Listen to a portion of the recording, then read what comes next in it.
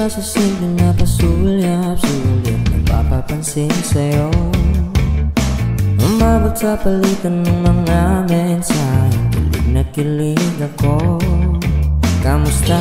Kain na? Hello, magandang umaga. Ingat ka, pahinga, huwag kang masyadong magpupuyat pa. Naramdaman ng puso na dahan-dahan akong nahuhulog sa'yo. Sa kada araw natin na pag-uusap, meron ang namumuo.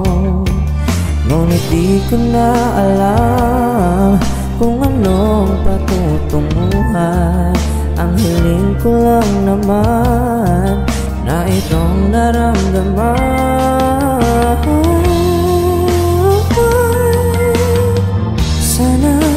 Sana naman ay mapabalikan mo at nang mapakinggan ang tibok ng puso ko sa'yo lang.